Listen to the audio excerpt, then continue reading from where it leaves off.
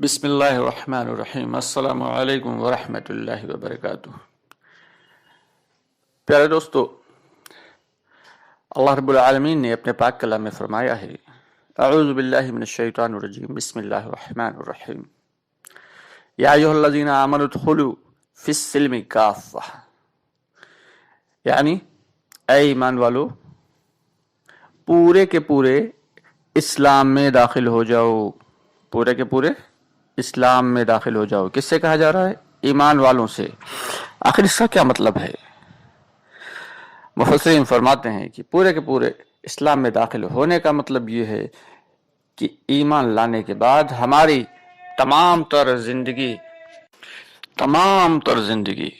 حضور پاک صلی اللہ علیہ وسلم کے پاکیزہ طریقے پر آ جائے، اور یہ کسی غیروں سے نہیں کہا جا رہا ہے، ایمان والوں کو اس بات کی دعوت دی جا رہی ہے، اللہ کی جانب سے حکمیہ دعوت ہے۔ یہ ہم سب کی ذمہ داری ہے کہ اللہ رب العالمین نے جو ایک طریقہ زندگی بتایا ہے، اس طریقہ زندگی پر ہمیں چلنے کا حکم بھی دیا ہے۔ دوستو، میں ہوں یوسف ملک اور آپ دیکھ رہے ہیں دعوت جنت کا راستہ۔ اللہ رب العالمین نے اپنے پاک نبی صلی اللہ علیہ وسلم کو جب اپنا دین دے کے بھیجا تو اللہ تعالی نے گویا کہ ایک طریقہ زندگی، ایک لائف سٹائل پوری امت کو بتانے کا فیصلہ کر لیا، اور صرف بتایا ہی نہیں، ہمارے نبی پاک صلی اللہ علیہ وسلم نے تو باقاعدہ کر کے دکھایا کہ ہمارے اخلاق کیسے ہوں، ہمارے معاملات کیسے ہوں، ہماری شادی بیاہ کیسی ہو، ہمارا کاروبار کیسا ہو،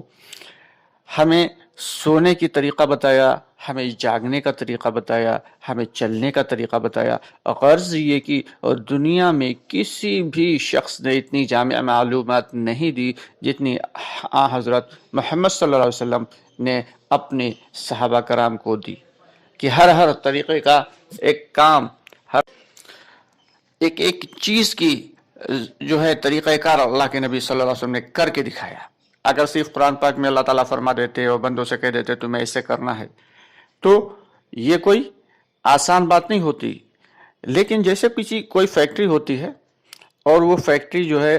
وہ جب کوئی کمپنی اپنی کوئی چیز، نئی چیز لانچ کرتی ہے، سپوز کر لیے کوئی گاڑی لانچ کی، اب اس گاڑی کو لانچ کرنے کے بعد پھر وہ ہر ایجنسی پہ، ہر ڈسٹریبیوٹر کے یہاں اپنے انجینئرس بھی بھیجتی ہے، اور ساتھ میں ایک بکلیٹ بھی ہوتی ہے۔ بکلیٹ کے اعتبار سے آدمی دیکھ کے سمجھ لیتا ہے، پڑھ لیتا ہے، جو بات سمجھ میں نہیں آئے کہ اس گاڑی کو کیسے چلانا ہے، اس میں کوئی پرابلم آ جائے تو اس کو کیسے سالو کرنا ہے، تو پھر وہ انجینئر سے رابطہ کرتا ہے۔ ٹھیک اسی طریقے سے اللہ رب العالمین نے صرف کلام پاک بھیج کے کافی نہیں چھوڑا کہ بس کلام پاک بھیج دیا اور اپنے نبی صلی اللہ علیہ وسلم کے اوپر کلام پاک کو اتار دیا اور سارے احکامات دے دیے، اور ان احکامات کے اعتبار سے امت سے کہہ دیا کہ اب تمہیں بندوں سے کہہ دیا اب تمہاری ذمہ داری اسی طریقے سے عمل کرو۔ بلکہ اللہ رب العالمین نے اپنے لاڈلے نبی محمد مصطفیٰ صلی اللہ علیہ وسلم کو بھی دنیا میں مبعوث فرمایا، اور آپ صلی اللہ علیہ وسلم نے وہ تمام احکامات پہ عمل کر کے دکھایا۔ تو یہ تھا طریقہ کار اللہ رب العالمین کا کہ کسی بھی طریقے سے کوئی چیز چھوٹ نہ جائے، میرے بندوں سے کوئی ایسی چیز کوئی بندوں پہ نہ آ جائے جو ان کے بس کی بات نہ ہو۔ عام طور سے کہہ دیتے ہیں لوگ کہ بھائی یہ تو بڑے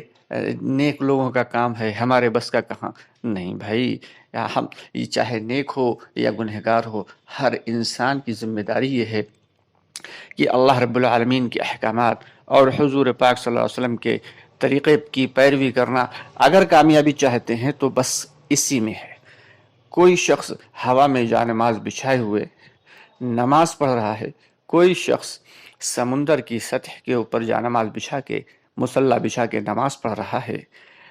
تو اور اس کے بارے میں آپ معلومات کریں کہ وہ سنتوں پہ عمل کرتا ہے یا نہیں۔ اگر سنت پر عمل نہیں کر رہا ہے تو خواہ وہ ہوا میں مصلی بچھا کر ہی نماز کیوں نہ پڑھ رہا ہو، سنتوں کے خلاف اگر اس کی زندگی گزر رہی ہے تو وہ کچھ بھی ہو سکتا ہے، لیکن ہمارے لاڈلے نبی محمد صلی اللہ علیہ وسلم کا امتی نہیں ہو سکتا۔ یہی طریقہ کار ہے کہ اللہ رب العالمین نے اپنی اپنے تک پہنچنے کا راستہ جو ہے وہ اپنے نبی کی سنتوں میں ڈال دیا ہے کہ نبی کی سنتوں پر ہم عمل کرتے چلے جائیں گے سیدھے اللہ رب العالمین کے تعارف کی جانب ہم پہنچ جائیں گے، اللہ کی جانب پہنچ جائیں گے۔ یہ ایک طریقہ کار دیا، یہ ایک راستہ دیا اللہ رب العالمین نے اپنے پاک نبی صلی اللہ علیہ وسلم کے ذریعے کہ سنت کے اوپر جب جتنا ہم عمل کرتے چلے جائیں گے، دین پہ چلنا بھی ہمارا آسان ہوگا،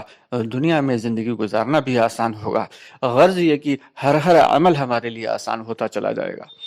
لیکن افسوس کی بات یہ ہے کہ ہم دوسرے معاملات میں پھنس کے ایسا زیادہ بھول گئے اور بھٹک گئے کہ ہماری سمجھ میں نہیں آتا کہ اتنا آسان راستہ کہ صحابہ کرام رضی اللہ تعالیٰ عنہم اس راستے پہ چلے اور کامیاب ہوئے،